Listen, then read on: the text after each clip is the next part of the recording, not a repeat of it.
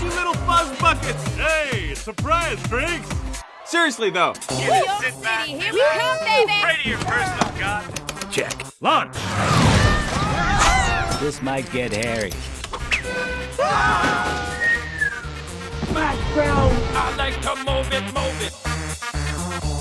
I like to move it, move it.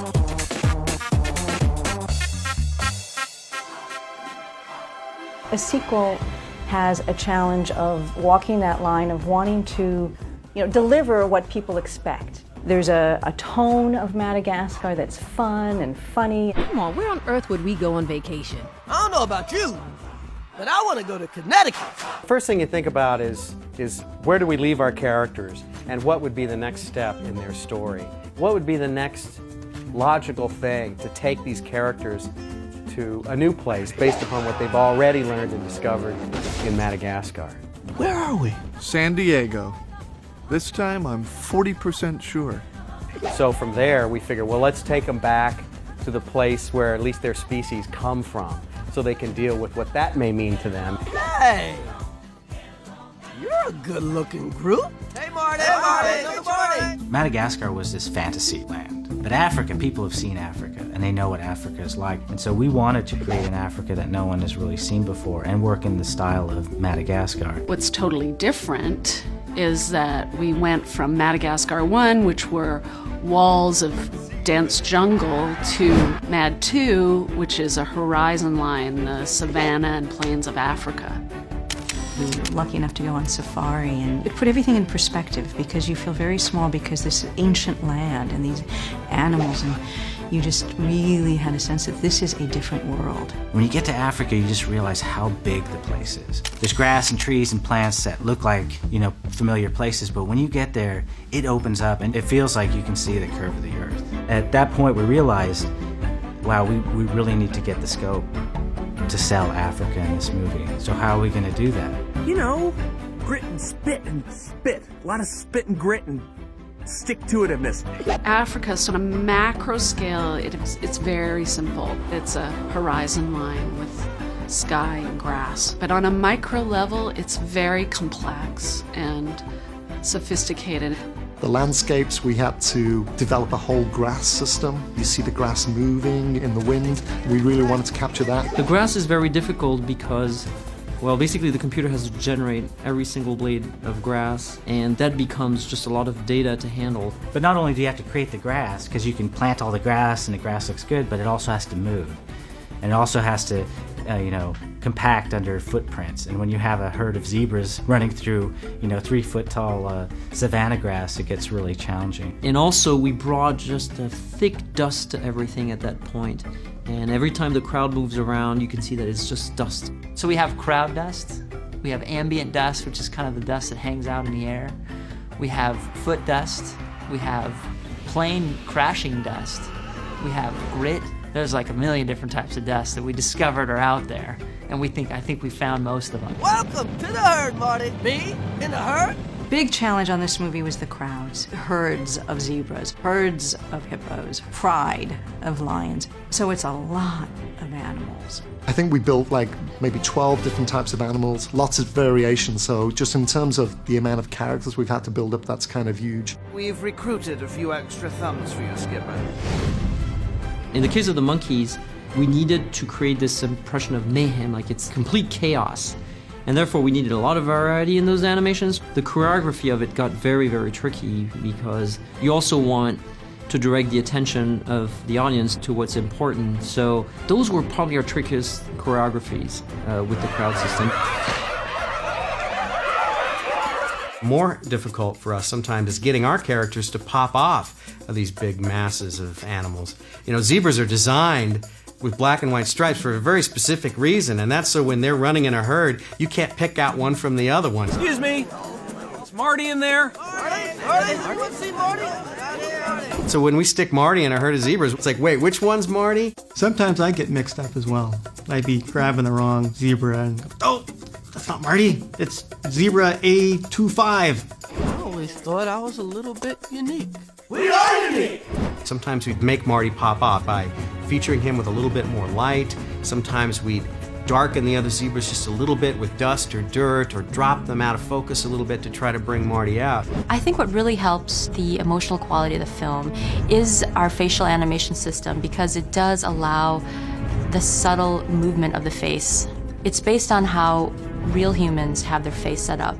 The eyes really reveal what the character's thinking. So we really start with what's inside the character's head. We express that through the eyes, and then that ripples through to the body language. The face is just so vital, you know, and so expressive. The eyebrows are just the most expressive tool we have.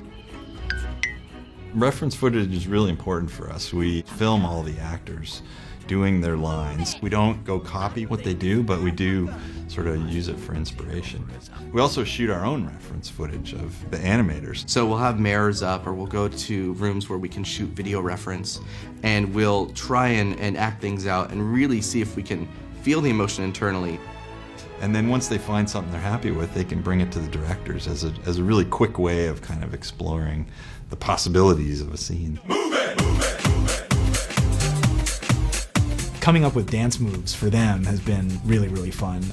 You know, there's a lot of dancing in the movie, it turns out. We like to It was really fun trying to find different dance styles for Alex and Gloria and Marty and Melman, because they're such different characters. They have their own personality. Alex is definitely much more of a performer in this film. We're really pushing the idea that he's just naturally a gifted performer. He loves to get up and dance and do whatever he can to sort of gain admiration. But it's only fair to warn you that I am a protege of Fosse and Robbins. The dance sequence was fantastic, and we did a lot of research into Fosse-style dancing, and we looked at West Side Story and a few other types of things. It was fun to do as an animated dancer because I didn't actually have to do it. I could just give the ooh ah, ba ooh ah. Julian was a blast. He's just so dramatic and just loves being the center of attention. Take it! And so for him, all we do animation-wise is just really push it. Everything he does is, you know, he strikes a pose. Hands up! It's kind of like the difference between Julian and Alex is Alex performs for the people and he gets really excited, and Julian performs for himself. And he's just like, bah! I dig you, yeah! Gloria is actually very, very sensual with her movements. So getting that to come out in her body language is really fun. The most challenging sequence for us, we call it Gloria's Date, but it's where Gloria and Moto Moto are dancing in this sort of hippo pool. And it was this incredible, you know, sort of union of movement and dance and rhythm. And we wanted to include some of that sort of feel into this move. It turned out to be a really, really difficult sequence to get just right. I think, you know, we really nailed it. We're really, really lucky to have will.i.am from the Black Eyed Peas come and join our music team on this movie. Feeling out of place, really feeling strange. Take me to a place where they know my name. Hans did an amazing job on the first movie. He just blows me away. So putting Hans together with Will right away defines a whole other sound. One of the things he brought to the party was that he just has this incredible sense of adventure and fun. Just hearing that changed the whole landscape for me straight away, and I instantly realized, you know, hang on, this is going to be really good. Play a little B.I.V. you dance, So the Traveling song, I got a track from Hans Zimmer. So I listened to it, and then I just thought of my life. So I wanted to have like an interaction between a person's perspective of always traveling, not really knowing what home is. Outside of working on the film, I'm a fan of the film. So I'm like, you're gonna change the movie? You can't, the movie, it's gonna be in it? And they were like, yeah. I was like, yeah, that's what I'm talking about. Y'all know this one? It never gets stale. We like to. That song is a part of the film. And this new piece that Hans did to it with percussions and stuff just paints it a different color, and it's pretty awesome. We party cause we born to party. We gon' move our bodies with our hands in the air and wave them all around like we just don't care. Ho, ho, ho, back it up, back it up, back it up, back it up. Yo, somebody say move it. That's dope. It should be fast like that, dude. It shouldn't be like move it. It needs to be like that. That's dope. I'm always stuck in this dark room, you know, with the movie in front of me. And him coming in, it's like sunshine coming in. It's exciting. It's like, you know, he brings the world with him. It's fantastic.